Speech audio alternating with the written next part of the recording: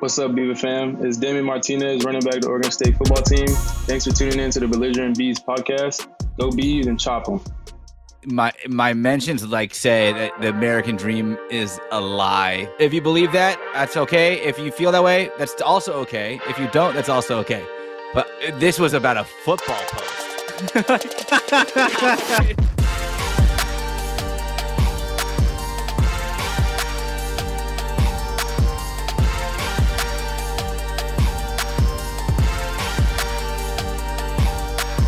Our mentions today were wild.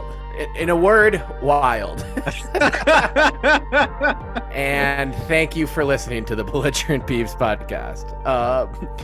I logged on to x.twitter.blogspot.geocities.com, which I believe is the new URL for the app formerly known as Twitter.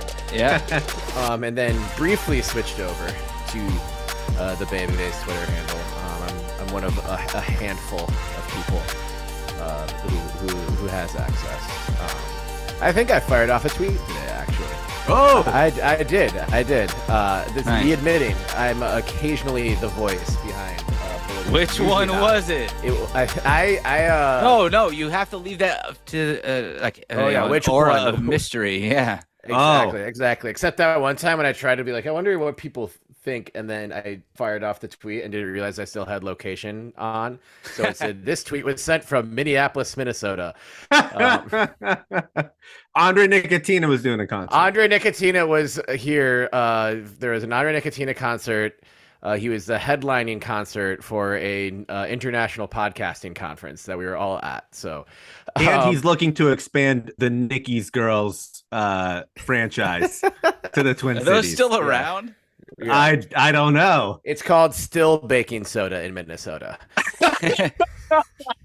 All these years later, Never stops baking. To give the listeners some context, we have listeners who aren't on Twitter, and I aspire to be like those people who don't deal with this bullshit.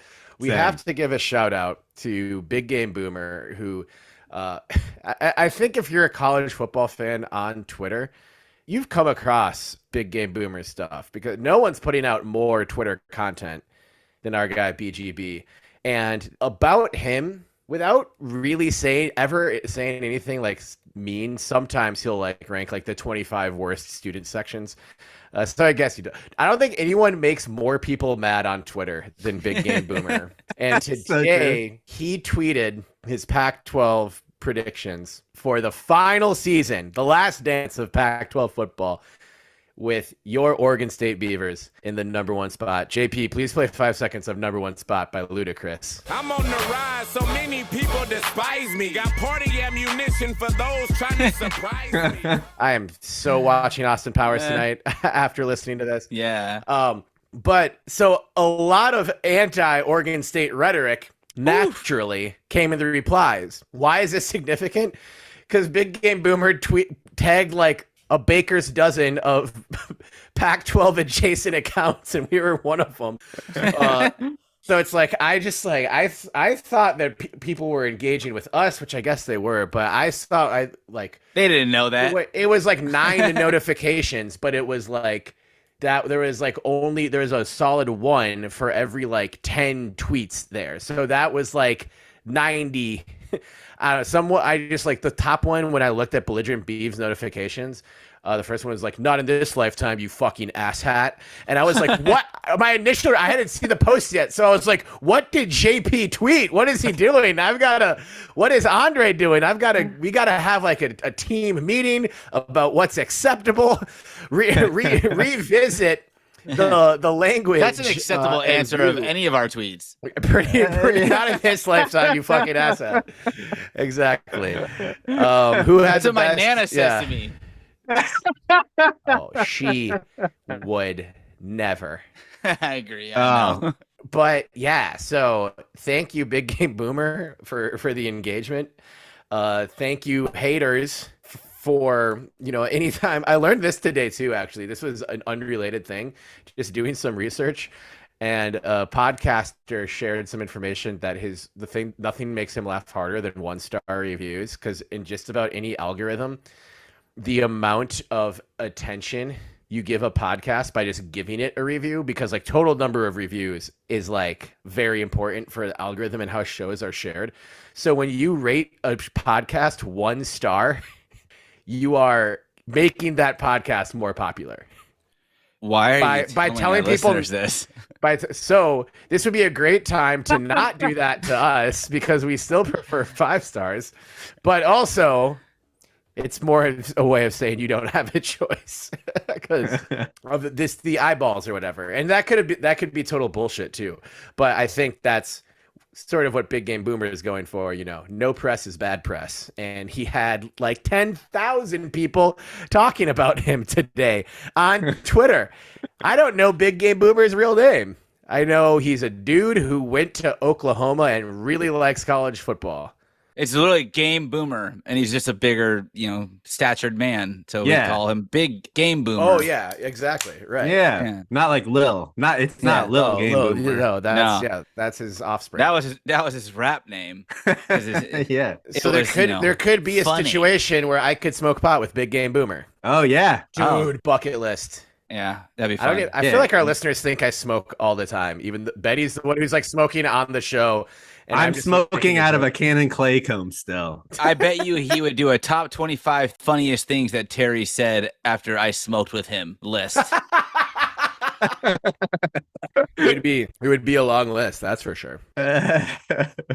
Oh man, but yeah, what a day on the posts. Yeah, I was trying to see about how many notifications my phone received from Twitter today, and what I realized is that it gave my phone, it tracks like how many times you picked it up, how long you use certain apps. You can set screen time limits or whatever.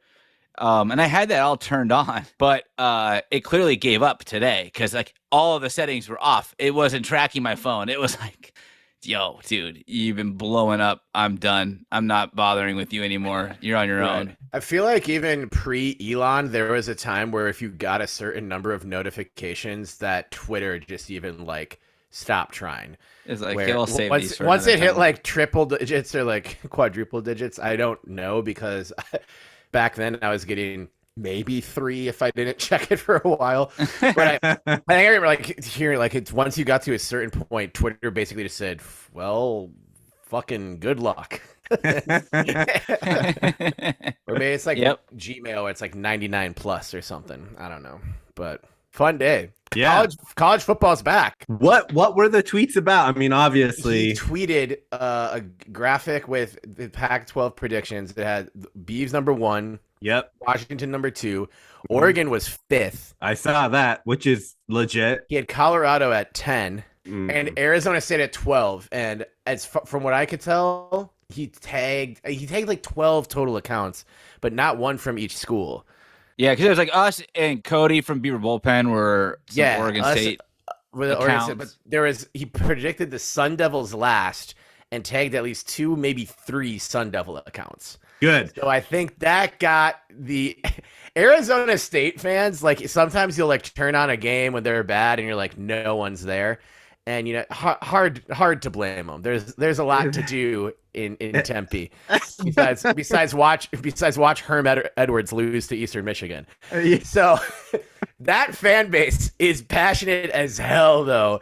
And when you tell them they suck, they don't sit and take it. And that's I always say nice things about our Sun Devil friends on the show. I bet that Arizona State was doing some really bad things the last year. Did you see that they put a self-imposed bowl ban on? Right. Well, they said that was in relation to the COVID violations from the Herm Edwards era. But maybe, but probably not. Probably not. Just I mean, that. If you don't self-impose and be like, see, we handled it. Don't look any further. Right. Yeah, right. Don't dig in anymore. That's like a real self-imposed suspension too, not like what Michigan is doing by suspending Harbaugh for 3 games against East Carolina, Bowling Green, and Rutgers. But like all these players had nothing to do with like any of these violations. I know they're the ones getting absolutely screwed. So I'd rather see the coaches lose paychecks or the ability to be at a game or something. Yeah, but the only knowledge of any incident we have is from coaches who already lost their jobs.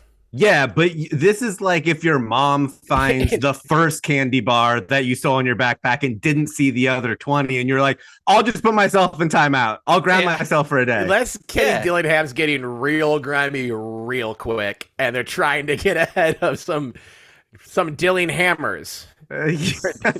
Well, could be. Anyway, we're not here to talk about Big Game Boomer, though we do appreciate the love, BGB. Thank you for that. Thanks, BGB. Please keep including us in things you post. Yes. I like to read them that way, especially all the comments. Right. Especially reading 47 comments in response to it before reading the actual thing and trying to figure out what it is. I for real thought like JP was just like getting into it with like the doldrums of like man, and it's been getting spicy on our Twitter lately. I mean, our Twitter account has been up. People in its are ready. So you can't get all of these ingredients that are making this unprecedented season of college football are all thrown in the pressure cooker and not expect spice. And we didn't throw everything in there, but now all of a sudden we're part of it. Wait, was it an Oregon fan that said the American dream is dead? I don't know. I was trying to go. I'm lost about that. Was that a shot at American Dream Pizza? Because if so, we ride. Yeah, we ride. But it was something ridiculous. Like you work 40 hours a week and can like pay for a house. Like that's not possible or something. I don't know. It was like, it was. They're just their chance at a conference championship. Their dreams of a conference championship are dead. Not the American dream. So someone was really in there trying to have an honest conversation about like the market economy in response to a Big Game Boomer tweet. Have you seen what the Dow has done in the last 6 months? All walks of life love BGB. Yeah. Right. Yeah. Oh my God. Well, anyway, thank you, BGB. And on that note of reviews, please do not 1-star review us. This would be a great opportunity to give us 5 stars. Wherever you get your podcast. Like and subscribe, rate and review. 5 stars only. 5, the number of your Oregon State quarterback, DJ Uiagalelei. So give us DJ stars, please. Same number of stars he had as a recruit. Yep. And the same number of stars that will be right back up there this year. This is the annual predictions episode, you guys. My favorite. Benny's favorite day of the year. JP, will you please play 5 seconds of It's the Most Wonderful Time of the Year by Andy Williams? It's the most wonderful time of the year. Yes. Yeah. We haven't had Christmas music on the show since last Belligerent, probably. Oh, and I've been thinking about Christmas lately. I don't know why. Like it just out of nowhere. Yeah. So if you look behind me, it might look slightly different, and it's because new home office set up. Yes, I've moved my home office area into what used to be the children's like toy and play space. I thought you were doing that so that all the toys would be closer to you. I see no toys around. Yeah, well, they're moved back to where my desk was. This will get all framed out and nice. And I was like, I can make this. I was just thinking to say, I was like I got so like warm and fuzzy inside because I was thinking I can make this decorated for Christmas. Whenever you want. Well, no, well, yeah, but like when it's Christmas time, I was looking for like I can put a little Christmas tree over here and Christmas lights and play Christmas music. It'll be all closed off. This will be a separate room, so it's gonna framing indoors. That's gonna be a room with 4 walls. Yes. Oh, that's very cool. That is very cool. Dad's finally gonna get some work done while we're home. But also, Dad won't be hogging the entire basement, so the kids could come and play Madden and toys. Yeah. The best was when I'd stay over and be like, "You have to wake up at 8 and get out because I have a call down here." And I'd be like, Thank you for the hospitality. You're welcome. Well, speaking of 5 stars, I got to give a 5-star friend shout out to our guy Aaron Mazel, who listens to the show. Has hooked us up in the past because your boy officially has 2 tickets to the UC Davis game on Saturday from the generosity of our guy Aaron, somewhere on the new side, and I'm gonna be there in person. I believe super secret producer Skinder is coming with me. Hell yeah. And and I'd be sad to not have you guys. Wait, Benny, I thought you were going. Well, my wedding is on Thursday. Oh, yeah. I didn't know. I was going to say, Benny has an excuse very similar to Ted's, but the funniest part about that is Benny reached out to me and said, yes, I'm so in. And then 10 minutes later was like, wait, I can't. And I went, what the fuck, why? Dude, it's like, you know what? The turn of the month, every time the month turns over, it's like that first week is so confusing with commitments. I get it. Absolutely. I totally get it. Absolutely. I'm always like, wait, I thought that was like the second week. Right. And it's your second wedding. It's family only, very, very small ceremony. Well, not family only. Lovely I'll be there. Yeah. Via Zoom. Yeah. Yeah. Oh. Yeah. No, I'll actually be there. JP's driving. You might have to That wait was a very outside. nervous laugh. Right. Oh, you're coming? Oh. My brother called me up earlier this week. He's like, "Hey man, I think I can make it." And I was like, you might want to rethink that. I hope you haven't bought plane tickets because we are at our limit of 11 people. That's There dope. you go. So yeah, Well, it'll be real. Congrats to you. We're officially Thanks. celebrating in October, appropriately Yes. during the Beavers bye week when we right. go to Vegas. Hey, how for- can we get the Beaver fam to join the ceremony? Oh, Zoom. I'll have you send out the Zoom link, or Andre Nicotina send out the Zoom link. Do you want to publicly post the Zoom link to Yeah. your nuptial ceremony? Yeah, I just need somebody there. JP, I might put it on you to As a be mod? able to mute. Yeah, exactly. Yuri's like, we're gonna have people that don't speak English there, so when they say to mute, they're not gonna know what to do. Dude, so. you better set up mute upon entry in the Zoom settings. You can I think do it that. is. I think Yo, Yeah, make me an that's- admin, man. Make me a mod. That's essential. Yeah. That's essential. Yeah. Yeah. I'm an experienced mod. No, I'm not really. The only like subreddit I'm a mod for is one I created for myself, called r/I lost my chain, which it was supposed to be a subreddit for people to like pout and cry and share their stories of losing their chains somewhere because I had lost mine, and then I found mine. So join if you lose your chain, join my subreddit. I'm the only one in there still, but I'm the only mod. So you can tell them that there's hope. Mhm. Wow. Yeah. And I'm experienced as a mod, Benny. If I'm applying for this job right now. Yeah. No, you got Are it. you not interviewing me? Oh, okay. Cool. You have it. We've got All right, look. thank you. Someone got hired live on the Belligerent Beavs podcast. The economy is great. The American dream is not dead. It's coming to life here in real time on the That's Belligerent right. Beavs This is podcast. going to be like a 1 hour ever job, and I'm going to be able to afford my house. So clearly, Yeah. clearly the economy is big game booming. It's big game booming. That is true. All right. Well, we absolutely have to get into this. We because started this the episode, annual yes. predictions. The segment gets, we get into the weeds here. As we mentioned, Benny looks forward to it. Oh, Should yeah. we love do the weed? Oh, yes, I do. And should we go into vices before real quick? Just do a real that's- quick skim. We're gonna do a very, very quick skim around the room. Of and then Reagan we will- Reagan then vices. we'll launch Reagan the official, vices. Reagan beers segment. I'll start. I'm to keep it, I guess, on theme a little bit. Not a grad of Oregon State University, famously not a grad of Oregon State University, Yes. but Gary Fish, the founder of Deschutes Brewing Company. He should He should be, exactly. That maybe we'll get him an honorary degree. Come on the pod, No. Mr. Fish. We love your beer. Deschutes Brewery, fresh squeeze. I love fresh squeeze. I haven't had one in a long time, and I had dinner at my parents' house tonight, and there is just the basement fridge full of beer, and my dad. My dad's the shit, and he was just like, you want to take some beer? And I was like, the answer to that is always going to be yes, Dad. Yes, and my friends know it. Everyone knows it, Dad. They always give me the beers to bring home. So, but I'm going to take some LaCroix too. So it's like, I'm not just, I'm taking other stuff because there's also like 8 cases of LaCroix. But yeah, so it was like it was a grab bag of different beer varieties, and fresh squeeze was one of them, and it's delicious, and it's from, beautiful Central Oregon, and there is an Oregon State campus in Bend as well. So Yeah. go to shoots, go Beavs, go fresh squeezed right into my mouth. Wow, squeeze it right in there, freshly. Yep. Looking good, looking good.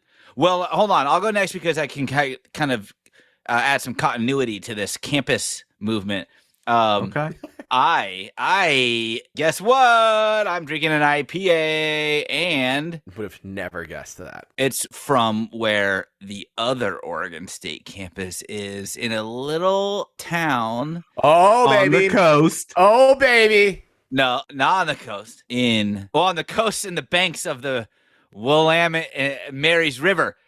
I have a sticky hands, a Block 15 sticky hands. I thought you were going real obscure with it, and the campus that's in Newport. Yeah, me No. too. No, what's important with this is I'm drinking it out of our belligerent Beavs pint Beavs glass, baby. pint glass. Ooh, that's one of the ones that used to be like a beer bottle that they chopped the top off of. Ooh, I love They that. make it look like a can, yeah. And look at that, Yeah. us against the world. That's so cool. Belligerent Beavs. Belligerent. That's a good very glass. baby. I love it, JP. And you, Yeah. where can you get those pint glasses? Oh, at belligerentbeavs.com/merch. That's dope. I'm gonna get one. I'm really jealous of the crew neck you're wearing that says the Revenge Tour on it and has a cool photo of Damian Yes. Martinez. And do my eyes deceive me, or are Wait. those the dates? Oh, the sleeves say we ain't done yet. Yeah. That's sick. That's a coincidence. I'm getting that exact same tattoo, starting an Oregon State themed sleeve on my left arm. And where it. can one pick up a crew neck such as the one you are wearing? At belligerentbeavs.com/merch. Great website. And hey, Nice. we should point out that there is an NIL deal in place for Mr. Martinez for his likeness appearing on the shirt. So we aren't getting any of the profits. It's all Damian. every single dollar that is profited from this sales of this design across all the designs that feature his likeness will be going to him. So, purchase wisely. Exactly. I think that shirt encapsulates the very general feeling of animosity that Oregon State fans are going to have for every Pac-12 school this year. Yeah. Right. And probably just forever. Yeah, I think forever at this point. Yeah, exactly. Awesome. Exactly. Well done, JP. Benny, what do you got? I don't know where this is from, but it might be Newport. So we could cover the trifecta of Oregon State campuses. Cool. But it is a vape pen. I think I've had this on here before. It's called M Fused, not Infused, but M Fused, because the company, I believe, starts with an M because there's another M on the vape too. But I don't know what the M stands for. Are you sure it's not a W? Woo. Yeah. Wooport. Oh, Weehage. Weehage Fused. What if that was a weed company that you started and forgot? Oh man, that would be a full circle story. Yeah, I started a weed company. I used some of my product, and I forgot that I started the company. It was so good, I Yeah. forgot. That's a good slogan. Honestly, yeah, that's better than just do it. Like just do what? Take a For poop. sure. sure. I did that right before we jumped on. Thanks, Phil Knight. Yeah. So inspiring. Yeah. Wonderful round of the annual Reagan Beers segment. So this is to Reagan. Also, I'm going to hijack this a little bit and say cheers to me because I made the first post of Cream, a college football Substack today. You can subscribe. I believe right now it's terryhorseman.substack.com. I will be tweeting this. I've probably, by the time this is live, I probably already have. Something I love about this season is we all have different views on it. JP is very healthily only watching Oregon State games this college football season because fuck everyone who is ruining college football. I'm kind of the opposite where I'm like, I must consume all of this and figure out who I hate the most and plot their demise through several diabolical plans. But really, I was feeling bummed about this thing I've always loved be ruined. I've always loved just all college football. And I'll obviously love to write. So I'm going to write my ass off through this whole season and around the clock. There'll be Oregon State post on it weekly. It will be a lot like the show in some respects, but then also include kind of like a zoom out on the whole sort of college football landscape. So if you are into that, I'd love if you subscribe. You can subscribe for free. There will always be free posts each week, but I've got some bonus content if you want to jump up to a paid subscription. And the paid tiers are starting at $10 a month or $100 a year. And I would love to hear from you because I got plans for content. But if you pay for it and be like, hey, I want you to do this, odds are I'll probably fucking do it within reason. But I'm going to travel to cover some games in person this year. I'm going to go to the Senior Bowl again, all kinds of fun stuff, and just create as much positive content as I can for this thing that I love that the bad men are ruining. So Beaver fam, I think you will enjoy it. Share it with the college football fans in your lives, and I would really appreciate it. And it's called Cream, obviously, as a nod to Cash Rules Everything Around Me, which is the fucking mantra of NCAA. It kind of always has been, but in a way less cool way than Wu-Tang Clan made it. Way less cool. Yeah, and in honor of that, JP, please play 5 seconds of Cash Rules Everything Around Me by the Wu-Tang Clan. Cash rules everything around me. Cream, get the money. Dollar bill, yo. Yeah, I am now limiting myself to no more 5-second requests for the rest of the episode. What do you think of that? Thank you. And can I just tell our listeners, if you have any questions about Terry's ability to write or him as a journalist, Terry once held down the entire sports section of the Barometer. The entire just back him. page. The entire back page was written by Terry Horseman. So there you go. A preview, a recap, a column, and a feature. Yeah. All on the same day. And he still partied on Thursday, Friday, and Saturday night of that week. Yeah, I probably didn't take that responsibility seriously enough. And I think my parents still have that copy of the Barometer. As they should. Somewhere. But yeah, it was just it's like, is this a student newspaper or just some dude's blog that he printed out and put in a bunch of kiosks on campus? Hey, my dad had his picture in the Barometer, and he showed that to me when I was a kid. So yeah, that's amazing. Yeah, your dad is great company to be in, as always. As the man who famously dressed up as Santa Claus for the Civil War, and people were not only requesting pictures with Beaver football players on the field after the game, but requesting pictures with Santa Claus. Well, because he delivered the best ever early gift ever. That's right. Let's get into it. JP, give me some drum rolls and some dinosaur noises and some lasers. Pew, pew, pew, pew, pew. Works. Yeah. It's the annual Bebes Predictions episode. Another one. Let's go. If you're new to this, it is fairly simple. We predict all of the games.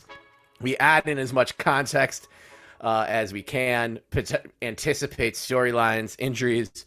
We give not just win-loss, but with the score exactly as well. We add it up, kind of figure out what bowl game or different postseason scenarios are in play.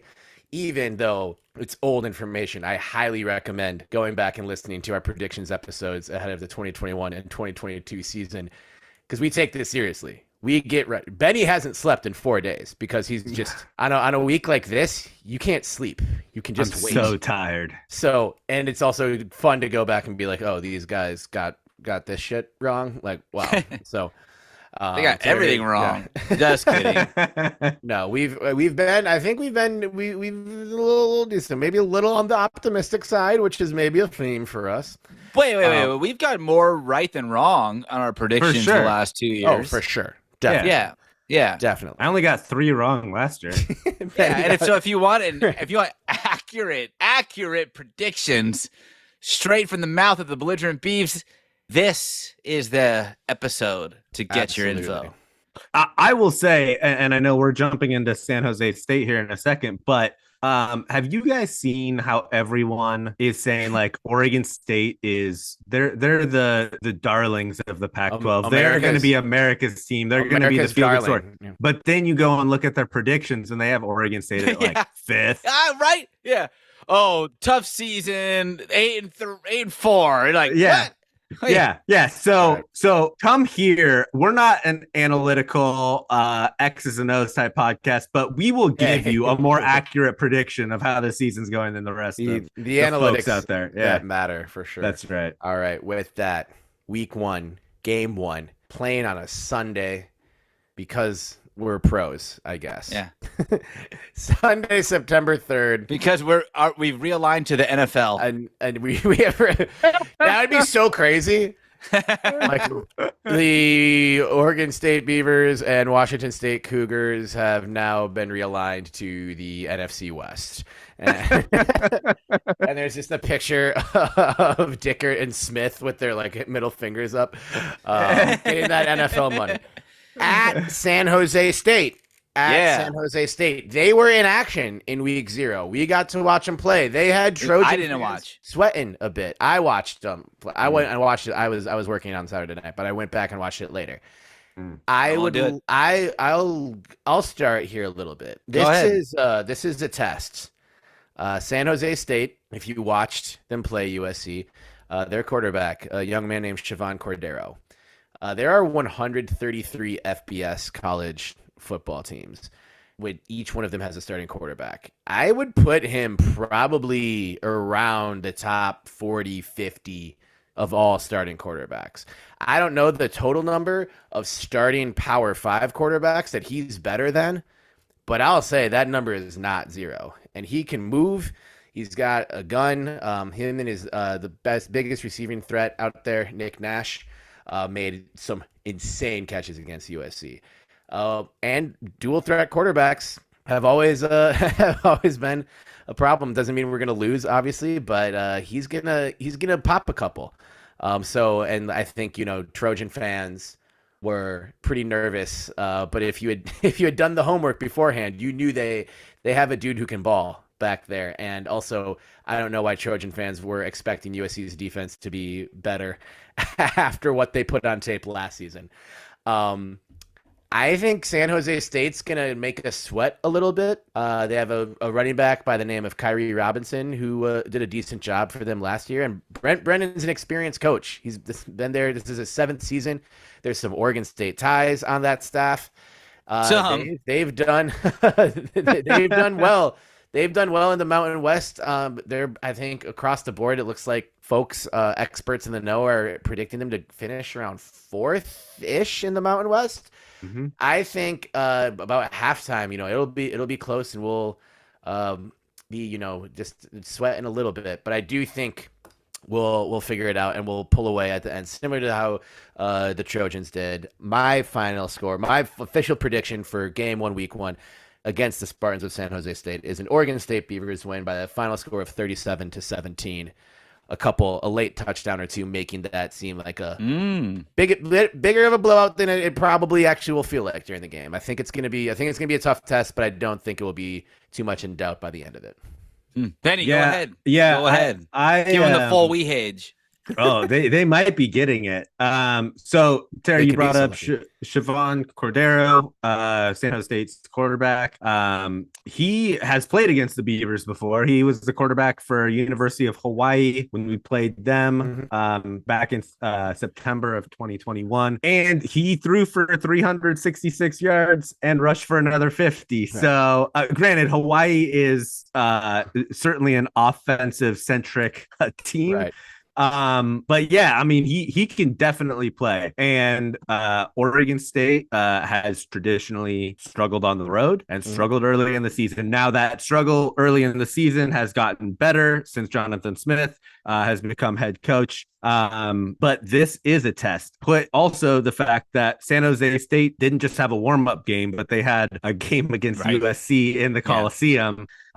So they're going to be looking at this game as we can definitely win this, because they hung around with USC in the first half in the Coliseum. So you're playing a team that has a ton of confidence going into this game, or at least more confidence, I think, than what they probably thought before the season started. And I think this will be a test. I think it's going to be really close in the first half. And I think as the offense gets their feet under them, we're going to see Oregon State sort of dual ability to get a lot of points up on the board. And then when we're up, I can see us just grinding it out. And so I think that this game is going to be in the realm of like 41-28, 41-24. I'll say 41-24 with a score of 17-21 at halftime. Yeah. I'll take a little bit of a blend of what both of you guys have already talked about with this game. Obviously, the Oregon State ties run very, very deep across multiple like eras of Oregon State football. Yeah. There's one big tie that we did not really bring up last week. We talked about Coach Brennan and what he delivered for Mike Riley and the Oregon State football program during his time and tenure before becoming a head coach. But there's one guy who is an analyst / quarterback coach that I think is as a part of San Jose State's coaching staff, but I think he is quietly waiting to be impressed. I'll start with this. For our one throwing Samoan to the other, it's going to be the DJU showcase game. Yeah, I can see that. And it's going to be loud with Lyle, who watched this high school kid. So we had Big Dave Uyunglele on the podcast. He talked about the camp in Southern California that Coach Lyle Moivao was working at, and DJ was a kid in high school, and they misinterpreted that he was a quarterback, not a lineman. And so I think this is going to be the top of mind for both Lyle and for DJ to have a great showing. And one thing that's kind of crept up on me the last few days, maybe a week, is and I know DJ's not a spotlight guy, and he's not one to put himself in front of an audience or generating an audience, especially like social media or likes. He's great on camera. He's great in interviews. He's obviously great on the field. But I still felt like he has been eerily quiet. He's going to let the talking happen on the field. And I think that this is the prime opportunity for him to do that. We will need to throw. We will need to keep the, I don't know, extending the lead, I guess, is really the right way to say it, because I do think that San Jose State is going to make this a tough game for us. Maybe not as tough as USC had it, but I imagine that we're going to find ourselves not feeling like secure with the results until we end up with like 6 scores. And so I've got DJU throwing 4 touchdowns on the road, showing off in front of Lyle Moivao, one of our favorites, and walking out with his Beats headphones on full blast as we walk away with a 42-31 victory. Ooh, okay. Yeah. All right. So that is wins across the board. I thought I was going to be on the more neutral side of that, but I got us winning by 20. We hate 17 and JP 11. Spartans earned some respect on the field this past week. So the other thing that I would say real quick is where San Jose State does have the advantage of playing last week. They get all those first game jitters out of the way. It can be beneficial. And I think with Jonathan Smith, it actually will, because he loves to throw in some wrinkles. San Jose State doesn't have any tape on us. So we do, Trent Bray does, I should say. So Trent's going to have that defense ready and have a game plan in place. Right. And our defense is significantly better than USC's. Oh, yeah. And I would say our they were giving Caleb, their defensive line was giving Caleb some fits as well. I mean, he still put up 56 points and threw for 4 touchdowns. Right. But there were plays out there where he wasn't comfortable, and they have a good D-line. Trey Smith is a great edge rusher on their front seven. I think our offensive line has just had more continuity than USC. So if you're looking for a tail of the tape from that USC San Jose State game, I think the areas in which we're better than USC is will translate to us having a little bit more control of the game. Yep. All right. Moving forward, we need to go faster than we just did. But that should be easier with. I mean, the first week game is the one we've been thinking about all fucking summer, so right. we have those anecdotes. I do have I have a 2,500 word dossier on UC Davis Aggies football. I will spare you the details. They pretty good Big Sky team. Probably not the class of the Big Sky like Montana State, our opponent from the Big Sky last year. Obviously, you can't overlook anyone, but this is going to be a special day in Corvallis, a special day for Jonathan Smith and the team, a special day for me in the house with tickets on the house. Yeah, this is why you started a podcast, because then you put 3 years and like 300 some hours of content into it, and then you get, $40 tickets for free. And shout out to Oregon State for keeping the tickets reasonable too. Like, this why aren't you just getting the credentials? We'll talk about it. I mean, okay, I probably can. No, we can. But I also this week. Anyways, go ahead. Also, I want a seat as well. I want to experience it as a fan, be a man of the people, as we watch the Oregon State Beavers kick off this new era of Research Stadium with a 42-7 victory against the UC Davis Aggies. Yeah, I see this being a game where we just blow the doors off of UC Davis. I mean, there's just so much anticipation for this game. I think if you look last year when we played another Big Sky team kind of at home in Portland, there was a lot of excitement around that just because it was in Portland, but this is on a whole new level.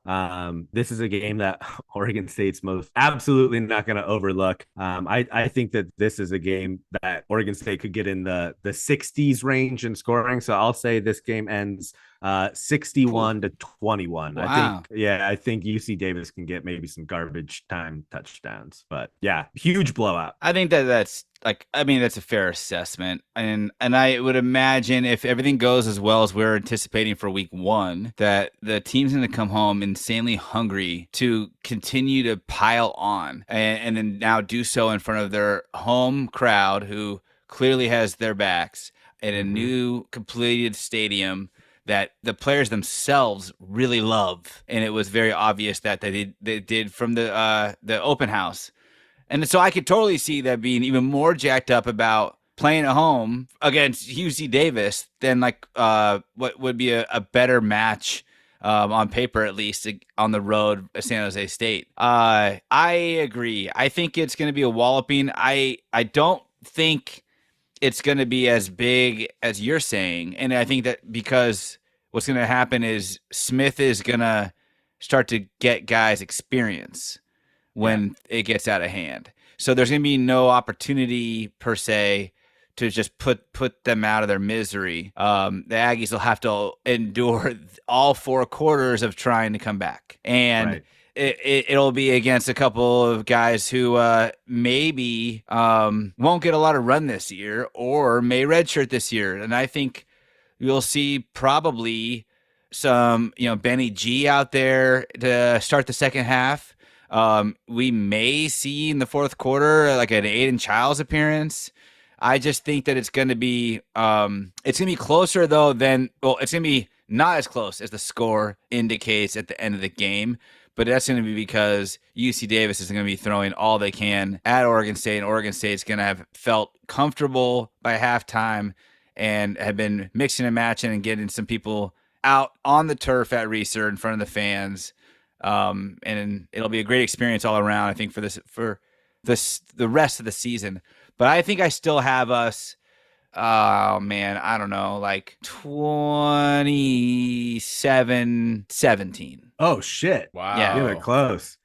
But it was out by half. I'm gonna put like 21-0.5. Yeah, okay. I think Anthony Gould gets a punt return touchdown, and we see 2 throwing touchdowns by Aiden Childs. Nice. Okay, that would be fun.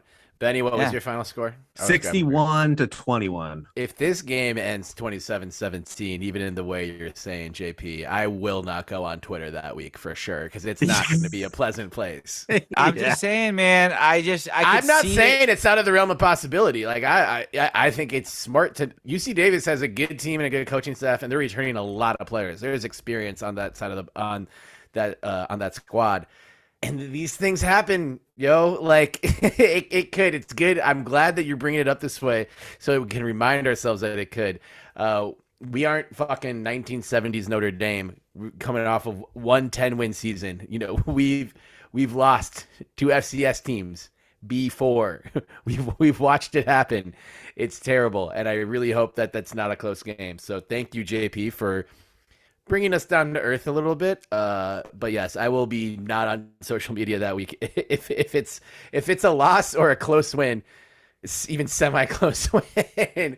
That's gonna be Twitter's gonna be a tough. Media. Who cares? I know. I'm with you. A win's a win. I'm with you. JP, would you like to start us with the game 3, the final, the non-conference finale against the San Diego State Aztecs, who have also played a game. They were victorious against the Ohio Bobcats by a final score of 20-13. So this will be my first game attending this season, which is really hilarious because my family, they're all going to the San Jose State game. And I was trying to make it work that we would be down in the Bay Area, visiting family, doing an end of summer trip, and then go to the game. It didn't really work out with the fact that like school starts on Tuesday. So it'd be like a quick turnaround to try to make that happen. So we decided we're not going to do it. And then someone, not Benny, is getting married during the first home opener for the new Reser Stadium, and I'll miss the UC Davis game. So this is my first game that I'm going to, and I'm actually going to it, by myself. There's no kids or family coming there, also doing something else. So I'll be there for 2 nights. Ooh. Just like media style. But media style, baby.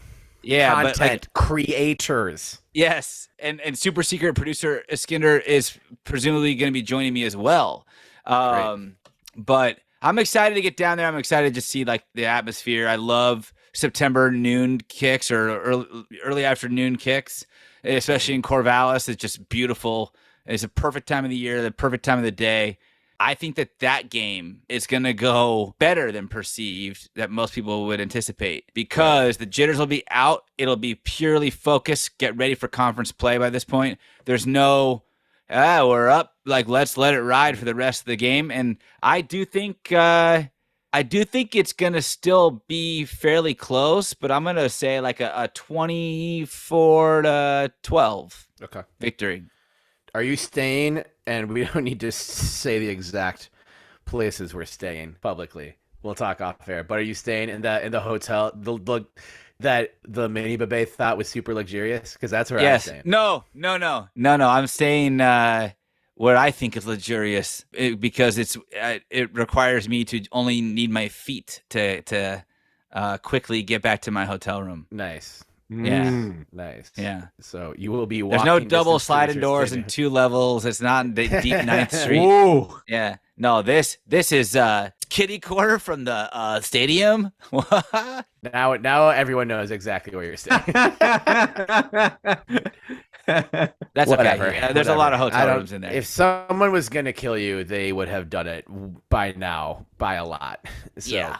For sure. I agree with you a little bit on this, JP. I think this may be a bit more. I have them beating the Aztecs by less, though I do think San Jose State is a better team than San Diego State is. And I wasn't overly impressed with what I saw from them. They'll be getting back to football a bit too and knocking the cobwebs off. I think this is sort of, you establish the ground game. Defense plays well, and you can kind of coast. I've got this as a Beaver win, 27-10. Yeah, I think I'm more in line with your prediction, Terry. I think San Diego State on paper and according to like the general prediction is supposed to be better than San Jose State, or at least do better in conference play in the Mountain West than San Jose State. Honestly, I don't know very much about their team, but a good Mountain West team coming in toward Corvallis is not something to overlook. I think if any of the first two games are close, this is a win that's comfortable. But I could also see this being one where Oregon State needs to eke out at the end, similar to Fresno State last year. But I'll say that we win 31-17. But I think that out of the non-conference games, I think that this one has the potential to be not super comfortable going into the fourth quarter. It's another good team with good quarterback play. You know, like Jalen Maiden took over kind of like halfway through the season last year for the Aztecs, and they had a much better second half of the season than first half. So that's going to be another challenge for Trent Bray. But yeah, I think we're equal to it, and think, you know, by the time you hit week 3 non-conference, you've shaken off most, if not all, of the rust, and are going pretty good. All right, so pretty predictable predictions. We were all 3-0 through the non-conference slate. We're moving on into conference play, and it's kind of a cruel twist of fate that we want to build this season as the revenge tour. And I guess it's probably good that's happening early. The one team we're not seeking vengeance, best served cold against is our realignment brethren, the Washington State Cougars. We have always loved the Coug on this show since well before we got grouped into any of this bullshit. Something I don't like, though, is playing in Pullman. It's hard. The Cougs play great in Pullman. Those fans show up and show out. It's why I love them, why I surely hope that our futures are intertwined with each other. Yeah. We've got nationally televised Friday night game with Utah the following week. Putting in that fear that, you know, if we're 3-0 at that point, depending on, you know, whatever happens ahead of us, we're probably ranked around 15th. And you've got Utah, who will be ranked top 10, probably. It's a Friday night game, so it can't be a college game day candidate. But it's the type of game that would get that kind of recognition. But you got some business to take care of on the Palouse first. They've got a lot of returning talent. Dickert's a great coach. Ward is an erratic quarterback, but when that dude's on, he's pretty hard to stop. Although when we played him last year, I'm like, okay, that's our evidence that Bray's got these guys figuring out mobile quarterbacks a little bit. Yep. This is going to be hard. I have it being a squeaker, probably very, very typical Pac-12. We don't know what time of day it's on yet. I'm guessing this is going to be like a 9:30 p.m. kickoff Central Time, and I'm going to be taking shots in my newly built home garage bar until like 1 a.m. Neighbors calling a TV out there. Oh, come on. Who are you talking to? You think I don't know what time it is? It's 1 a.m. And they're beating the Cougs 23-21 with a last-second field goal.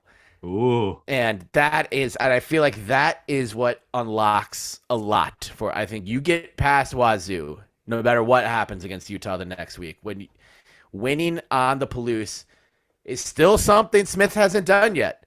The first we talked, especially when our first year of the podcast, 2021, we're like, okay, the first time the team's done this in this long. First time the team's done that. That list of firsts, potential firsts, it's getting smaller and smaller, but there's still some things on it.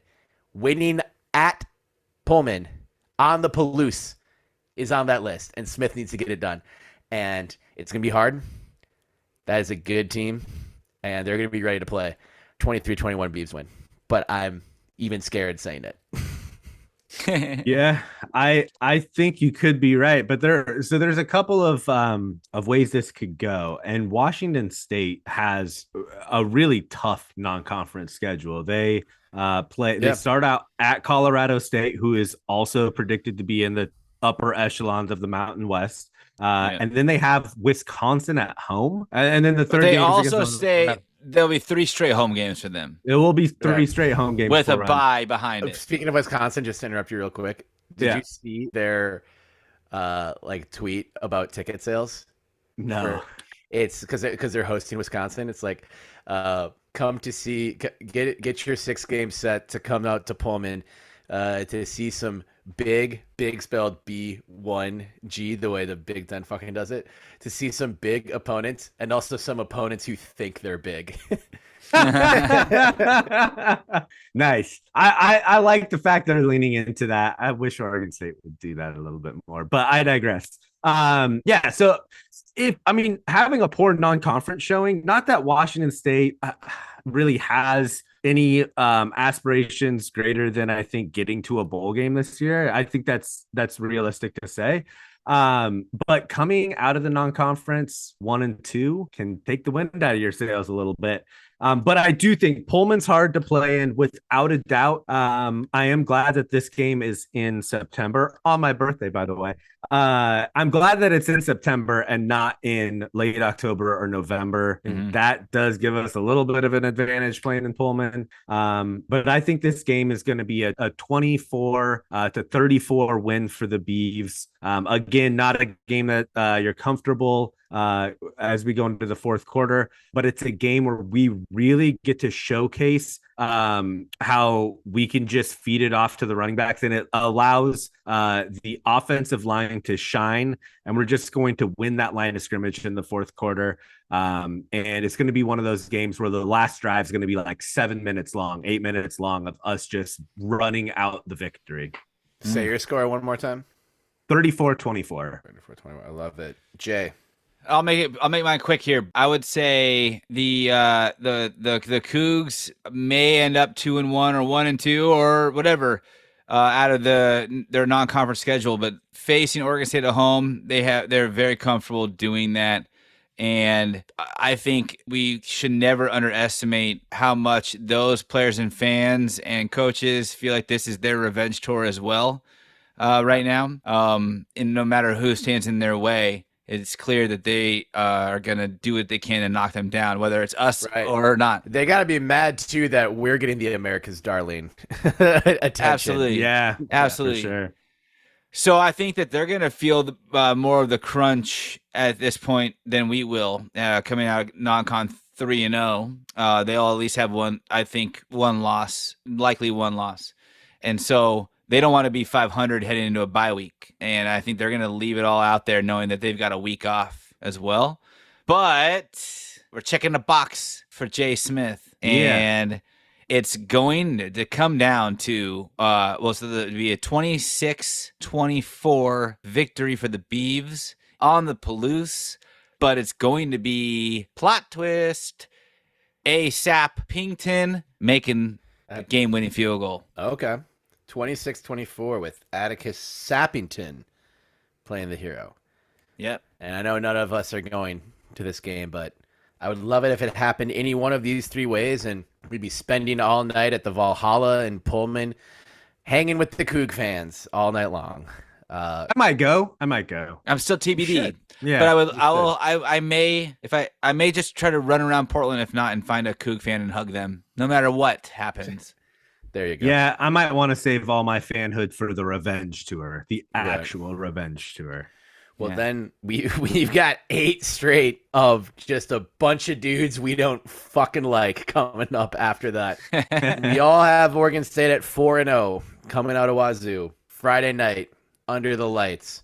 Reister after dark. Pac-12 after dark.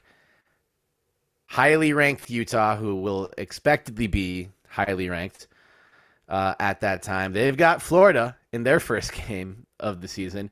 Florida Gators team Benny, can you remind me what bowl Florida played in last year? The Vegas Bowl, baby. And who did they play in that bowl?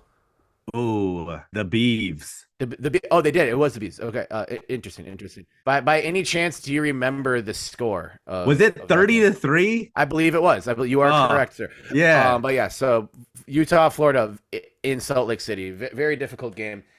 Then they come to Corvallis. Benny, would you like to start us with this one, the pivotal 5th game against the Utes? Yeah. So first of all, I think the Utes the University of Utah is getting off easy in this whole college football realignment because they're just saying, we're just saving ourselves and running to the Big 12. But let me remind you that Utah was one of the first schools to start this whole thing by jumping and abandoning the Mountain West to join the Pac-12.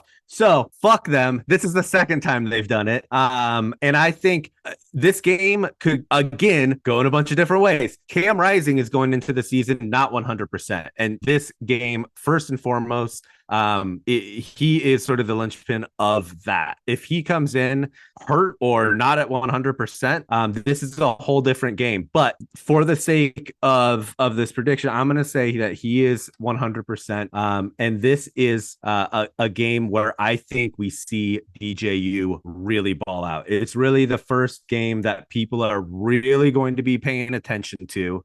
It's going to be the first time that DJU's put back into the spotlight after Clemson. And I think the first 4 games are going to give him confidence that, hey, in this new offense, an offense that really is designed to showcase his abilities, he's going to feel comfortable and confident that he can beat, that we can beat anyone. And I think this is, what's that? I said, were you dropping Beats references on purpose? Yeah.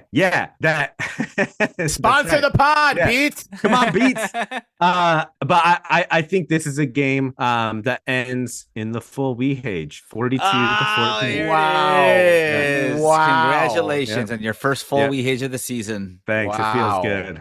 Yeah. To Utah. Wow. Yeah. I mean, that's hey, I don't know. And this is the game where people are stop saying, "Oh, Oregon State's such a cute story," and start talking about, damn, they could win the Pac-12 and go further. Okay, Jay. So I'll have to just quick piggyback on all of this because I think Utah remembers coming down to Corvallis about the same time of year, a couple years ago, and hearing it and dealing with it from the team and the fans.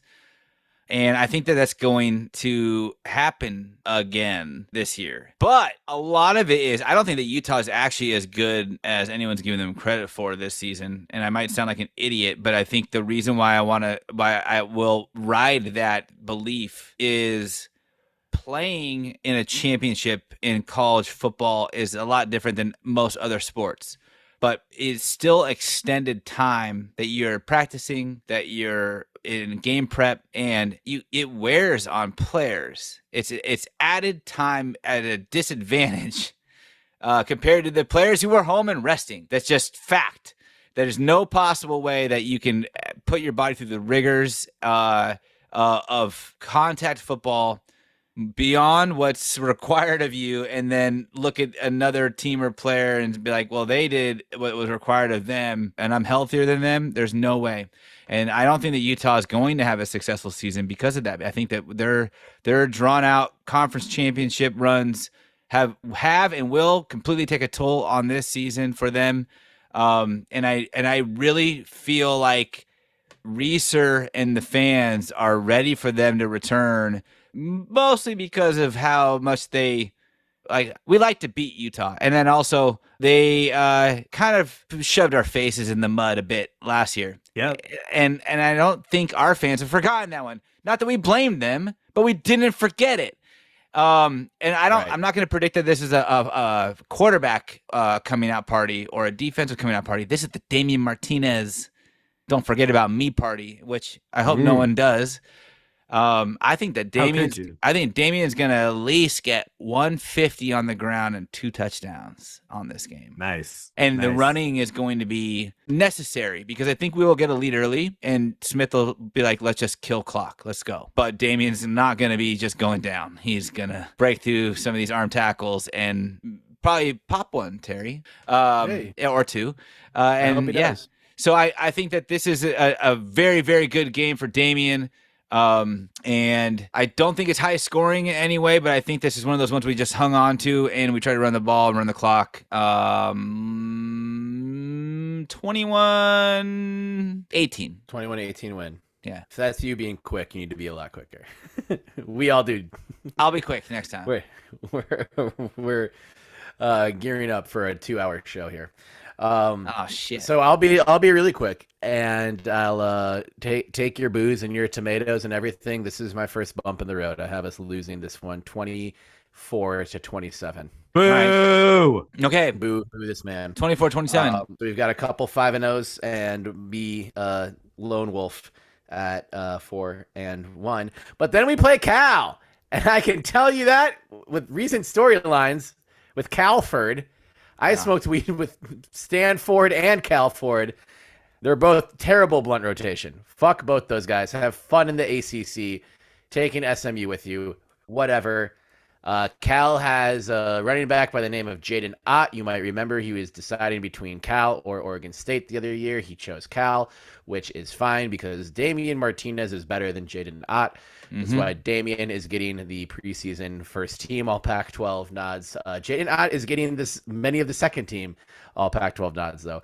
Is Jaden Ott on any revenge tour NIL merch? He is not, and he also doesn't play defense, as running backs famously don't play defense, and he can't stop the Beaver offense from getting the end zone 5 times. That's his fault, though. Big win against Cal in Strawberry Canyon. Beavs win 35-9.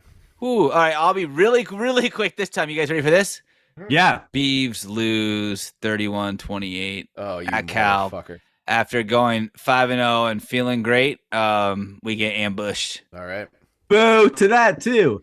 We definitely win this game. I'm gonna say 24-7. All right. Yep. I like it. Fuck you. Who's Cal. their? Yeah. Never mind. We'll make it quick. Yeah. Cal doesn't deserve it. Right. Guess who's next? Chip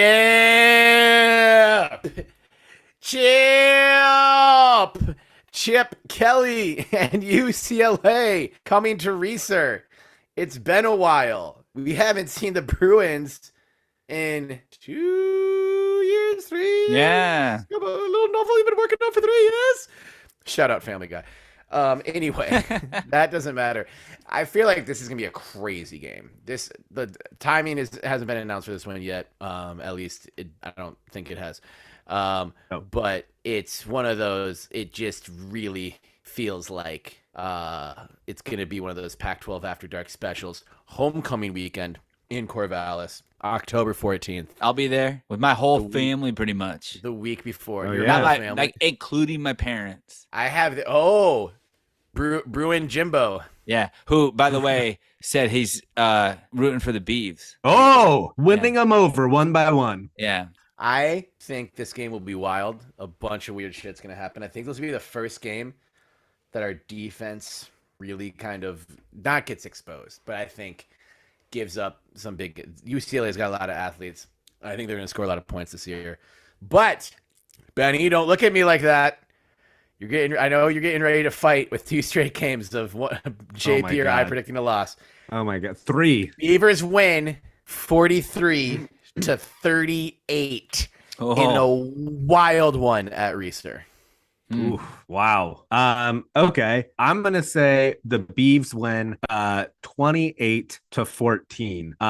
UCLA is gonna score half as much as the Beavs for half of the hat that Chip Kelly wears, also known as a visor, and the only half side of he only switched the to full hats now. probably not, and It's not a fissure. and for only half of the mouth that Chip Kelly uses to talk. There's not a fissure. I can't even do it. He needs to shop at Dan Flash's. Yes, he does. I think he will call some pretty complicated patterns, though, as he likes to do on offense. But all right, Benny with the 28-14 Beavs dub. JP, Hey, please, we can't afford a losing streak in a season like this. I hope you're not predicting back-to-back L's against California schools. okay, so I'll make this quick. You are. Nah, I'll just talk normal. So Chip Kelly may have all the answers for how to solve the college football problem, but he don't got no answers for another Damian Martinez game. This one's going to be a big victory for the Beavs. Late night in a nice, chilly Corvallis fall setting. It will, I don't know, maybe make Chip look towards the NFL once again when he realizes where his team is at in the Pac-12 prior to leaving for another conference and getting blasted again on the road. This one is for me very personal as a growing up a Bruin fan. Watching the Bruins show up in Corvallis for the first time and Gerard Lawson fumbling and everyone else that game beaten, sucked. Burned, and it was not what I was anticipating my Beaver fandom beginning as against at least my childhood team. But this will be the final stamp, and it'll be go fuck yourself. Get the fuck out of here. I hope you enjoyed getting this run down your throat, and I think we're going to come out of this one 56. Is that a number that can happen in football? 56? Yes. 10. Yeah. 10. Every number besides one can happen. FYI, while you're giving that beautiful passion and soliloquy of sorts, I confirmed last time we played UCLA was 2019 in LA. I feel like it's been a while. We won 48-31. That was one of Smitty's first like big wins when people kind of realized like, oh, this team's ahead of schedule. All right, 56-10. Yeah, I love Suck it, Bruins. Against the Bruins. I love it. Then we head down to Tucson. Well, then we head to Vegas for Benny's bachelor party. That's right. Let's not forget about that. To hang out with Wu-Tang. The prediction is 69-420. Hangover. Zoin nice. Zoin nice. 3 idiots in their mid-30s try the first night. 3 idiots in their mid-30s go out like they're 21 again. Get ridiculously hungover. The rest of the trip is miserable. All of us complain about it being too loud at Wu-Tang. And then we spend the next 48 hours in the 36 chambers. Miserably betting on NFL games on Sunday while complaining about the noise in the sports book and eating bad food. The way every bachelor party in Vegas goes. We don't need to do any more predictions on that. Then we head to Tucson, or the Beaver football team heads to Tucson. Do you guys want to go to Tucson the week after doing that in Vegas? I sure do. I do. I think Jed Fish has done an incredible job as the head coach at Arizona. That was a team in a rough place when he took over that rebuilding project. I think they're going to surprise some people. I think they're going to pick up some big wins, but it's not going to be against Oregon State. I have this as a big Damian game as well. My final score is the Beavs win in Tucson, 31-13, bringing my final schedule, or my total cumulative schedule now to 7-1. Fucking skip the rest. Who cares? Let's just claim the national title after that win in Tucson. Like honestly, fuck the rest of them anyways. Yeah, right. So yeah, I got us at 7-1 through 8 with a 31-13 win in the desert. Okay. Well, I think weird things can happen in the desert. That has been documented far and wide. In lots of different ways. In lots of different, that's for sure true. But inversely to Washington State and how beneficial it is to play in Pullman early in the year, it's better to play in Tucson later in the year. So to have this game at the end of October is great. I think that this is a game where Damian is going to have to show off. It's again a game where instead of us giving it to the running game at the end to let them just grind out the victory, I think this is one where we let the running game do a lot of the talking and we really control possession and keep their defense on the field for a long time. This game's going to be close in the first 3 quarters. It's going to be a Pac-12 after dark where we get some pretty incredible fourth quarter scores, partially due to their defense being so tired. This game ends 28-17. I'd like to call out again for a Damian game. The last time he was in the desert, he rushed for 140 yards and 2 touchdowns against ASU. Yeah. And made them made it look easy, I guess is a nice way to put it. I think that's another Damian game. This is where he starts to build on that that Heisman season repertoire. Is that how you say it? Repertoire. Repertoire works. All right, repertoire. We can really French it up. Yeah. And I kind of am in agreement with you guys. I think that it might be weird, but it's gonna be weird for us. And I see us 42-14, the Foley age. Woo! Nice. And you're correct. He had 138-2. There you go. Arizona State. Yeah. Nice. And he didn't play the end of the game. Right. Yeah. That was not his season high. His season high was 178. Do any of you? Can any of you guess who he did that against? Give me a second. You get 1 second, 2 seconds. Was it seconds. USC? It was not. Good guess. No idea. It was the next team on our list, Colorado. Yeah. 178 on the Buffs in Corvallis. November 4th, Folsom Field, Boulder. We don't know what hour exactly the game will kick off, but it will be in prime time against prime time. Everyone saying Colorado's going to be good this year.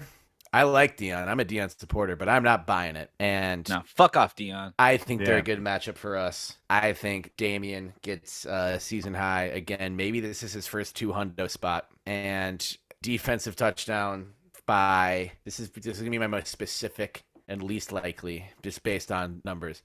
I'm going to say a defensive touchdown fumble return of 20 yards or more by big man in the middle, James Rawls. Ooh. And Nice. the Beavs win 45-21 in Boulder. Okay. Well, I was in Boulder last time for the game against Colorado. That was 2 years ago. And directly after I got back is when we found out that Trent Bray was going to be our defensive coordinator. So on Shout out that note, Fenley. We were on with Fenley. When that happened. That's right. So what that means is that this is going to be a big defensive performance for the Beavs. I agree with Terry. I think that the primetime experiment for this year, I think he will be successful as he sort of gets himself comfortable in Colorado, but it's not going to work this year. The hype has dwindled down in Boulder. People are hiking mountains and rafting and doing other stuff other than watching the Colorado Buffaloes. And this is a game where we hold them under 10. So I'm going to say 7. Okay. And we score over 20. So I'll say 24. This is going to be a big game for Aiden Childs too. I think, I don't know how he comes into the mix. You're calling the freshman playing. But I think he comes into the game and puts it out of reach for Colorado. Ooh, see, I would love to see Aiden get in the game this late in the season, but I have a feeling that if he hasn't gotten in the other ones, they're going to figure out a way to redshirt him and stash him away. I think that's their plan. The pragmatic plan is to not need him this year and redshirt him. That's the hope anyway. But you also end up with that dilemma of, I mean, like, we still got Benny G. We let Bengal Branson on this show, and I think if DJ goes down and Aiden's if Aiden and Ben are the next two options, and Aiden's redshirting, I feel comfortable with Ben. But Right. I still would love to see kind of like the future Right. get some more touches and more time. Isn't it funny that Dion loves the spotlight? He loves being in conversation or in other conversations. He doesn't care.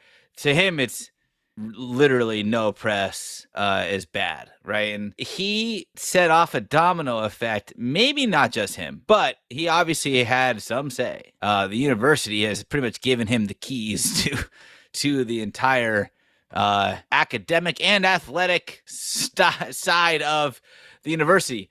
And I think with him being the first domino to fall in the realignment of the remaining Pac-10, has eaten away at what was supposed to be the storyline of him joining the Pac-12 and taking Colorado and building them back up.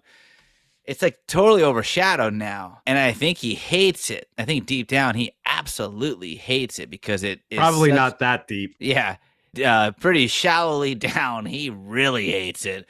And it's because this was part of his play to rebuild the school and to build his brand as a coach. Right. Was to make noise. He, from the get-go, made noise. As soon as he came into the Pac-12, that was his MO. And this it hasn't been happening. Colorado is an afterthought. They're almost a laughing stock at this point. Yeah. For anyone considering them this season, if you don't consider them a bottom feeder of the Pac-12 in its last dance season, people mock you. And that was definitely not how Deion wanted his first season to look, especially bringing his child in tow.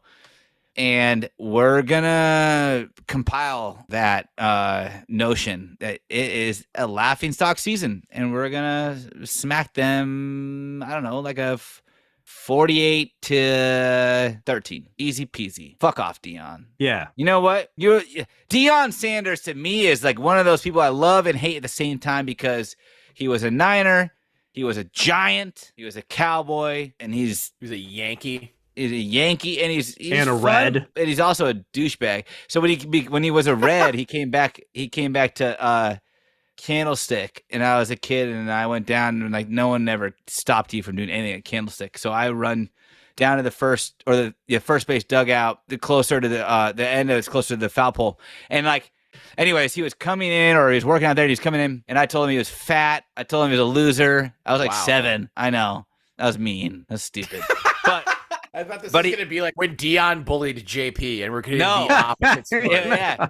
And he looked at me with his like red bandana over his head, and he's running by, and he slowed down, and he stopped, and he turned and looked right at me. And I was like right next to the dugout in like all my Giants hat, and I'm like, And he's like, what? Like looking around like, was it me? I'm only 7, dude. Dude, I was like 7, 8 years old. And he was like walking up to me like he was gonna fight me. Good memories. You would have won. I would have won. But also, you know what's funny is I still said it, and he didn't fight me. So, and it clearly hurt him. So fuck off, Deion. Yeah, it's shocking that Deion Sanders, a player on the field, didn't attack a 7-year-old in the stands. Had you been like, hey, man, in 29 years, my favorite football team is going to beat your ass in Boulder, Colorado. When you're coaching a college football team, I'm telling you this on a baseball field. When you're playing for the Cincinnati Reds. What a world. Let's stop talking about Deion and shift our focus to the nerds. No. The nerds. No. Stanford. Beavs win by a whole McCaffrey, which is his new number is 23, and so we win by 23. I don't know, 30-7. Nice. Done. I don't even want to talk about Stanford. Fuck them. 30-7. I have them winning. I have us winning. Sorry. Wow. that would be really bad. I have the Beavs winning. Plus, add those two scores together. 37-0. Our first shutout of the season, and it'll be glorious. Enjoy the ACC and whatever bag you're getting. Thanks for leaving us with the. They're getting no bag. They're getting no bag. They're playing for free. But whatever. Maybe there's a under the table deal with the Florida State Saudi money or something that they'll be getting as new members of the conference. The Live ACC that will for sure be there when Deion's coaching Florida State in 4 years. Yeah. So yeah. Good point. Benny, Stanford. Yeah. Beavers chop trees. We smoke trees. We win by a whole lot, but we'll give it the second full WH. 42-14. There it is. And that's being conservative. That is being conservative. Okay. We are through the 10 games. First 10 games. Benny, predictably, 10-0. Yep. JP and I both with 9-1 marks. This next game is the only game I did not fill out my prediction for beforehand because I still haven't decided. I need to get another beer and pray about it. So I'm going to do that. I'm turning the volume up on the headphones though, so that I can hear y'all. Sorry, that was the wrong thing. So I can hear you talking about while I go get a beer. Did you mute yourself? I'm gonna mute my preemptive. That was the Yeah, that was me Premature circumventing the rest of my premature premature mutilator. What? Say I'm not a wordsmith. TerryHorseman.substack.com. What time do you think it is? Yeah, who made that logo, man? It's dope. It's a dope logo. Oh, fuck. I forgot to give you credit for it. JP made my logo. It's just so obvious at this point, I forget. Art by JP Bertram. JP's got a new office in his house that's going to have walls soon so he can hide from his wife and kids, so he'll have more time on his hands. You should commission JP for graphic design at work and social media consultation. Benny, you go first with your prediction and description of UW at Oregon State, the last home game of the season.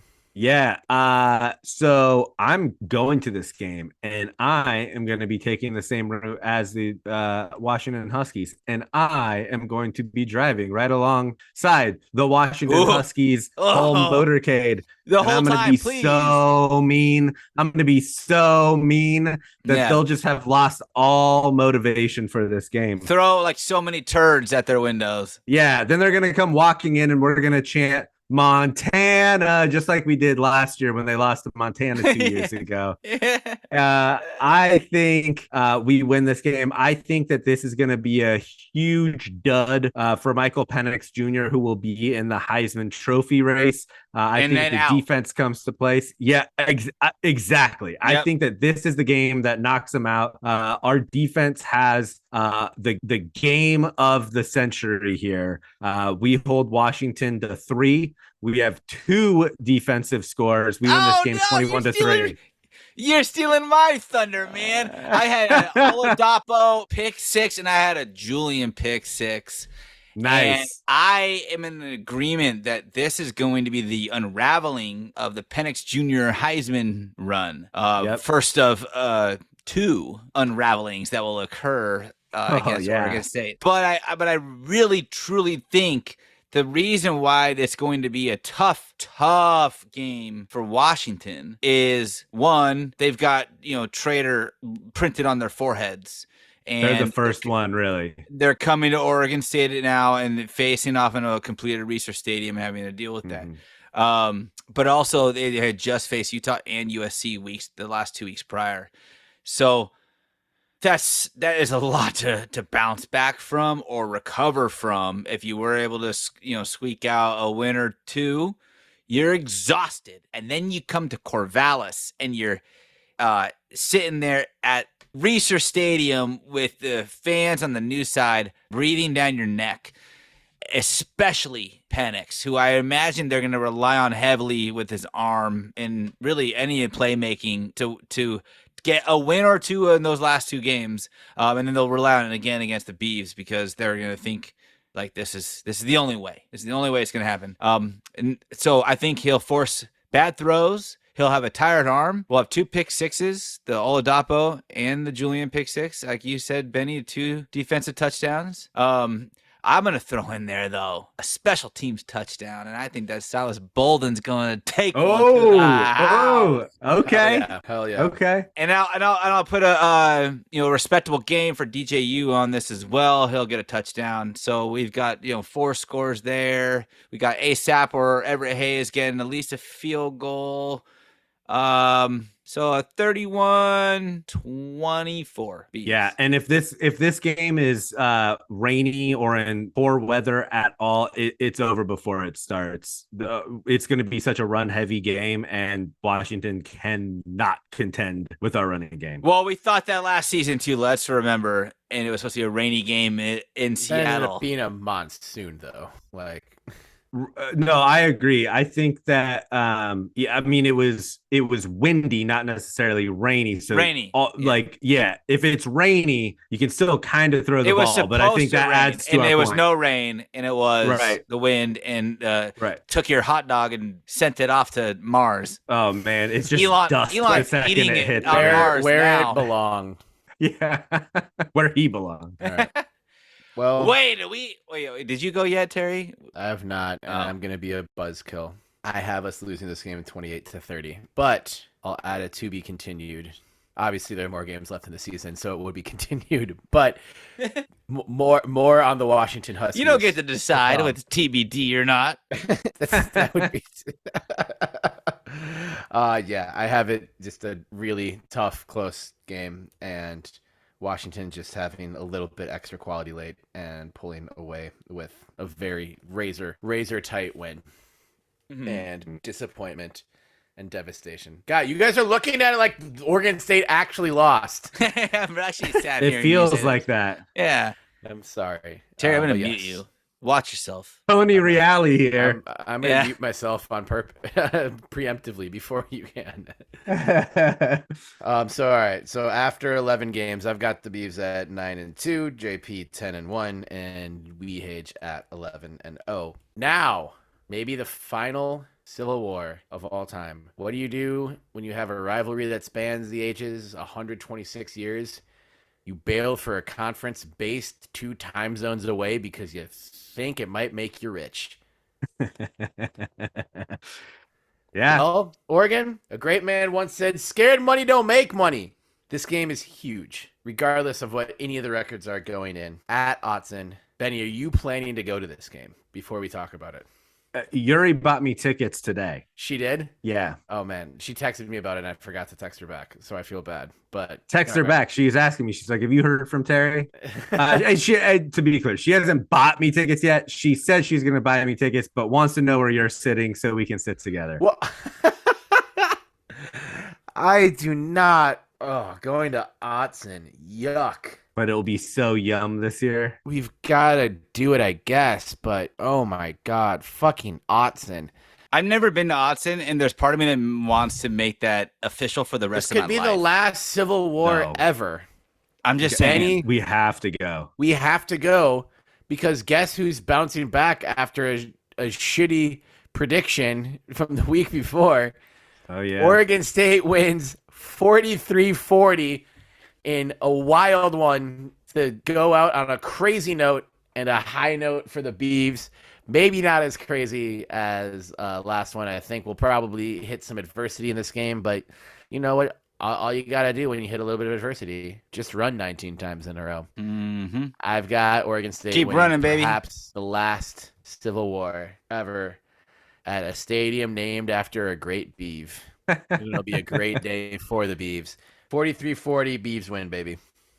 All right. I think this might not be the most important game in Oregon State football history, but I think it's going to be the most emotionally anticipated game in Oregon State history. I mean, I think if you talk about Civil War 2023 right now, which is what we're 3 months out. Yep, 3. I mean, it sends shivers down my spine just thinking about it now. And I think what's going to happen is you're going to have an Oregon State fan base that is so mad and so disappointed in the decision that Oregon made and was really the catalyst in making that.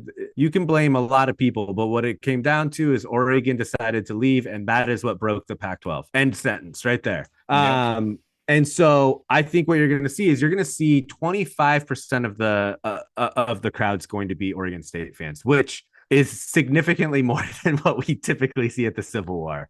And even though it's going to be 25-75 in terms of the fans at Autzen, Oregon, it's going to feel like a road game for the Ducks. I really think that. And I think that Oregon, you have the fans that are trolls and antagonistic, and they don't give a fuck about Oregon State, and they probably have been Oregon fans since, the 2018. But a lot of the Duck fans do feel bad for what's happening to Oregon State. So I think the animosity is going to be taken down a notch of the Oregon fans, and it's sure as hell going to be ramped up for the Oregon State fans. I mean, it's Oregon State fans is going to be like a Rob Zombie music video. It's just going to be people that are mad and just foaming at the mouth and spitting straight venom.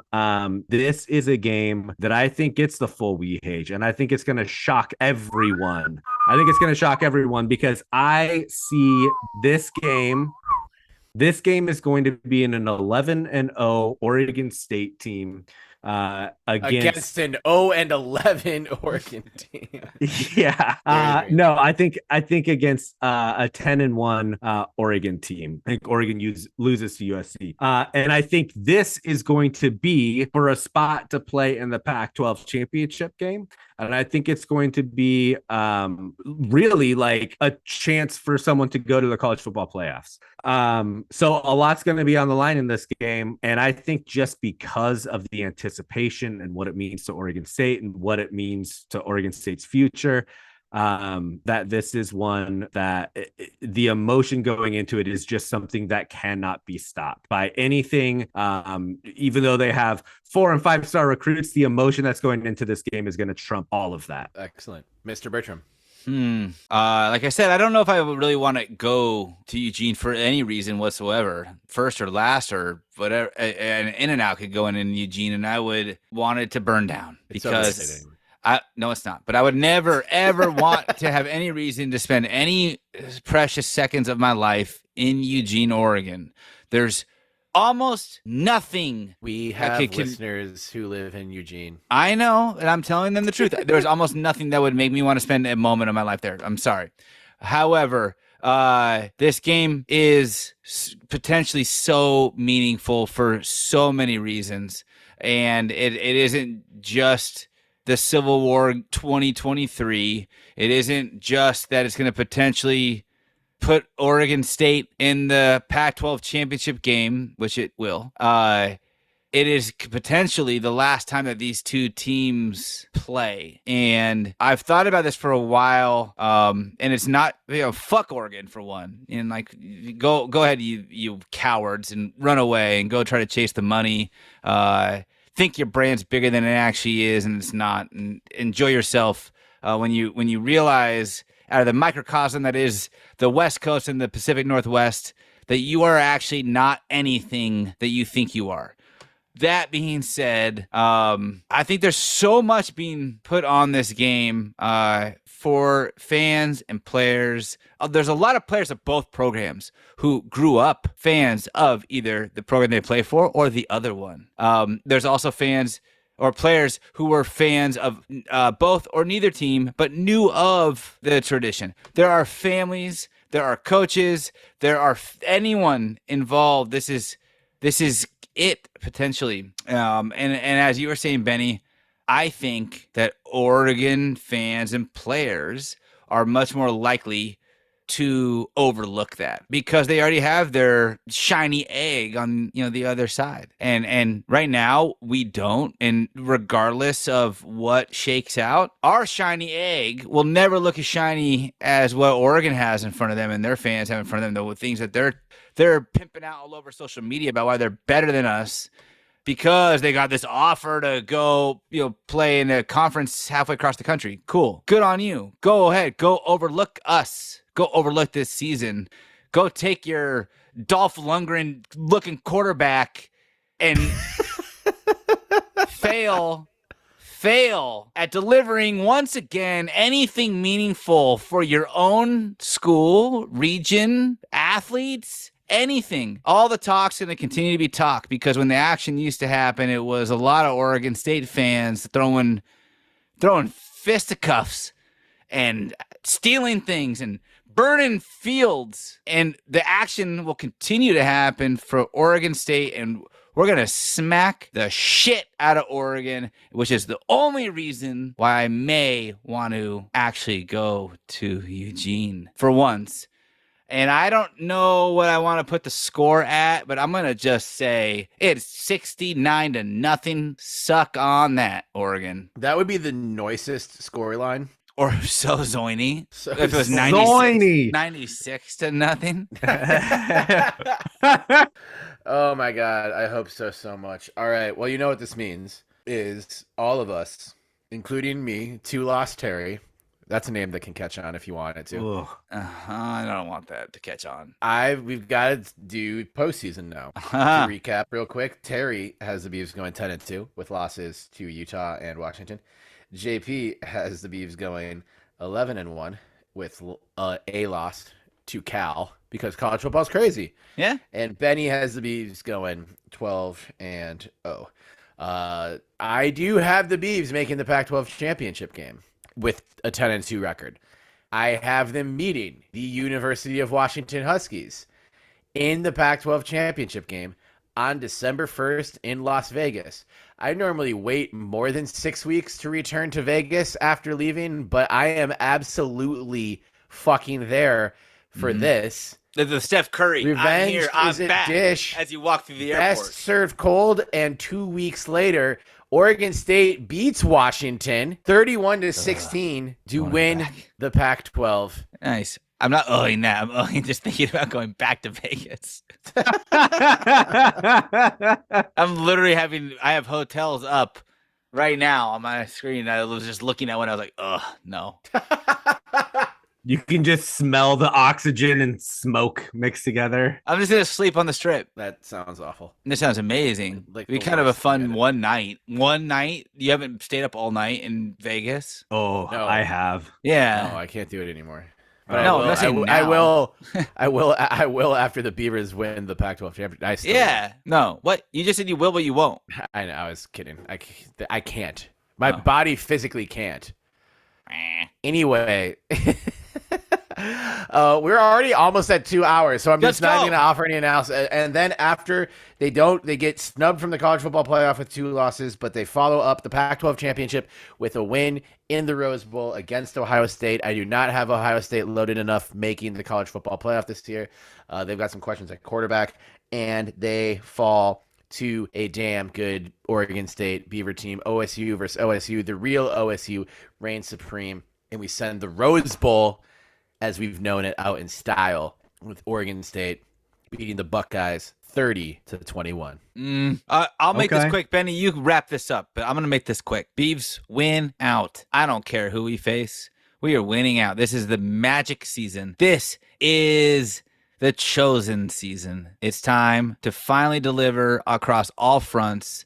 We're angry. We're talented. We're ready. This could be the only chance. So what do you got to lose? And I think that the players, the coaches, everyone, the fans, everyone knows it. This is the year. It doesn't matter who we face. We win out. National champs, Pac-12 champs, whatever. But either way, trophy's coming home with us. For your final, I'm just writing Natty, and for Pac-12 and bowl section of the list, I'm just writing don't care. Yeah. Jay Cutler face. I'm drawing a little face of Jay Cutler. I can't do that. All right, perfect. All right, Natty JP. I think a similar sentiment is coming from Benny here. Yep. I'll just name the teams. I'll make it quick too. We play USC. So the revenge tour really starts with Washington, right? Right. We beat Washington. We beat Oregon. Then we play USC in the Pac-12 championship game. We beat them too. Then for the first game of the college football playoff, we play Clemson, and DJU throws for 5 touchdowns and then flips everybody off as he's leaving the field. And then finally we play Michigan in the national championship game. The one of the schools that I'm sure was behind offering Washington and Oregon a place there. Right. And they can eat shit. And can I just say, I should have brought this up during the Oregon segment.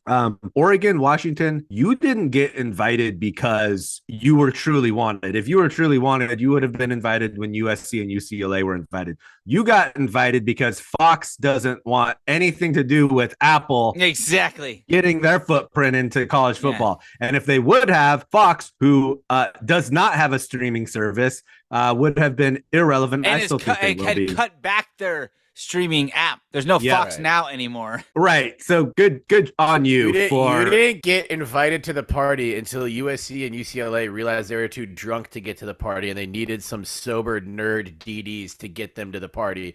And it was like, all right, fuck it. These two can drive. One of their dads has a nice car. Like, okay, can you get the Tesla? Okay. Oregon can get the Tesla. So sure, Washington. Okay, fine. Bring them too. Yeah, and Eugene, known as a pretty liberal place, that's just gotta hurt for leaving, not because you're wanted, but to put some extra money in Rupert Murdoch's pocket. So good on you for making a fucking terrible guy even richer. I love that you're getting this off. The American dream is dead because of you. It's your fault, Oregon. It's Phil Knight's fault. So, yeah, It is. that's right. It Sure. is. Yeah. All right, so we've got Natty Rose Bowl. I think I'm the asshole who predicted us to win the Rose Bowl because I guess I can live with that.